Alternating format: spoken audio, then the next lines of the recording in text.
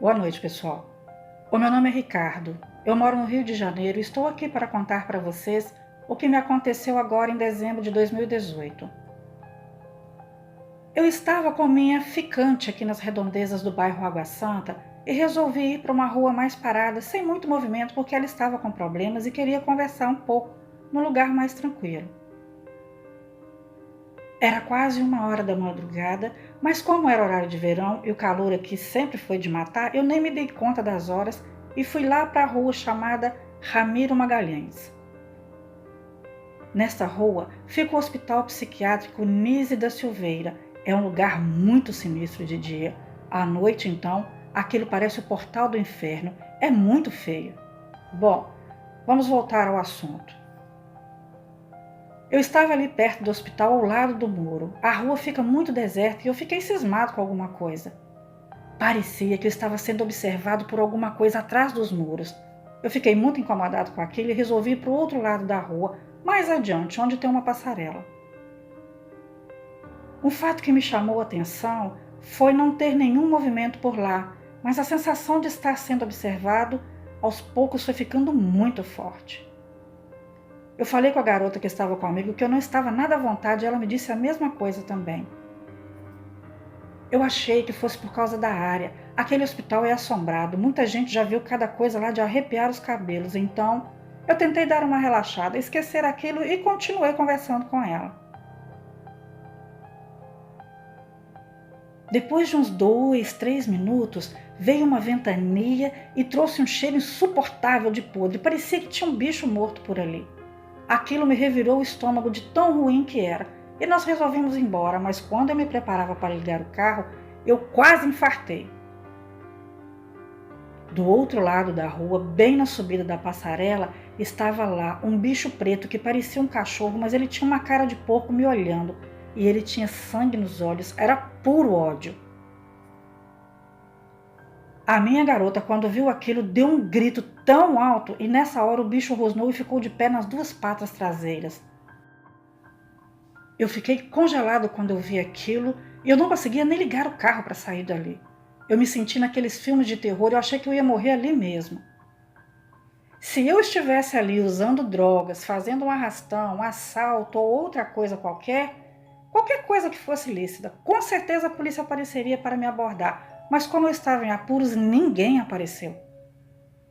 Eu cheguei a pensar que aquilo fosse um delírio, uma viagem alucinante, mas não era não. Aquilo era o tal do lobisomem que todo mundo falava quando eu era criança. O meu avô dizia que já viu aquele bicho nas redondezas quando era moleque. O meu pai também dizia. Eu achava que era mentira deles e eu ria demais, mas dessa vez não teve graça nenhuma. Quando aquele bicho deu um rosnado e ameaçou atravessar a rua, parece que eu saí de um transe e ouvi os cachorros latindo e vindo para cima dele, e ele os arremessava longe como se fossem brinquedo. Foi a conta de ligar o carro e tentar sair dali o mais rápido que pudesse. Eu saí meio desorientado, subindo nas calçadas e a minha garota chorando muito. Pelo retrovisor, eu vi aquele bicho me seguindo e o desespero ficava cada vez maior. Eu não sabia se tentava sair dali ou se tentava acalmar a menina. Com muita dificuldade, eu consegui sair dali e fui em direção à minha casa, que ficava a uns 20 minutos de lá. Quando se vê uma coisa dessas, você fica sem reação. É impossível você raciocinar, correr ou tentar qualquer outra coisa. Parece que aquilo rouba toda a sua energia vital. Eu cheguei em casa tremendo de pavor e disse à garota que ela teria que passar a noite lá em casa, porque eu não sairia mais naquela noite e também não deixaria de forma nenhuma que ela saísse e se arriscasse lá fora. Embora fosse longe do local onde avistamos aquela aberração, quem nos garantia que ele não nos seguiu? E não deu outra. A adrenalina era tanta que a minha audição ficou muito aguçada e de longe eu ouvi os cães latindo e uivando no quarteirão de baixo.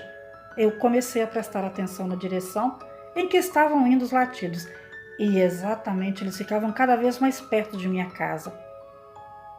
Eu me desesperei e chamei o meu pai. Ele acordou e ficou muito bravo comigo quando eu comecei a contar o que estava acontecendo. Mas quando ele ouviu o que estava acontecendo lá fora, imediatamente ele apagou as luzes e me fez sinal de silêncio. Aquilo que está lá fora Era um lobisomem e quem me confirmou isso foi o meu pai. Ele foi criado no interior e conhecia bem aquela aberração, então, se ele me afirmava que era, eu não duvidava de jeito nenhum. Ficamos em silêncio e aos poucos os passos pesados daquele ser satânico iam chegando cada vez mais perto. Do vasculante do banheiro nós víamos tudo. Ele pulou o muro da minha casa e ficou rodeando meu carro. Parece que ele sabia que estávamos observando e olhou diretamente em nossa direção. Eu quase morri de pavor e saí de lá na mesma hora. Ele rodeou a casa toda, cheirou as janelas, deu patada na porta da sala, chegou a forçar a janela do meu quarto e o meu pavor era tanto que eu cheguei a urinar nas calças e chorei de medo de morrer caso aquele demônio conseguisse entrar em casa. A minha mãe, que estava dormindo, acordou com aquele barulho todo e quando ela se deu conta do que estava acontecendo, ela também afirmou que aquilo era um lobisomem e começou a rezar. Minha mãe também foi criada na roça e conhece bem essas coisas, e ela disse que se ele foi capaz de me seguir é porque ele foi enviado ou era alguém que não gostava de mim e se transformava na fera. Aquele bicho ficou até às 3 da manhã circulando a minha casa e farejando as frestas das janelas e portas. Foi o pior pesadelo da minha vida e eu não quero passar por isso novamente nunca mais. Depois daquela noite, eu não tenho mais tranquilidade para andar por aí. Eu estou sempre desconfiado e assustado se vou a algum lugar à noite. Se aqui, que é um lugar movimentado, tem dessas coisas, o que eu vou pensar do interior? Lá é que eu não vou mesmo, nunca mais. Eu fico aliviado porque a quaresma está acabando. E para falar a verdade, eu não coloquei os pés na rua nem uma noite da quaresma.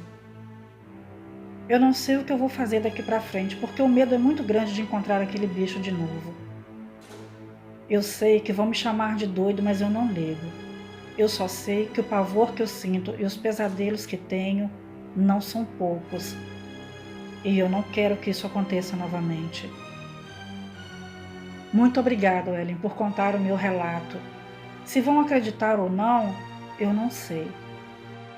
Boa Páscoa a todos e fiquem com Deus.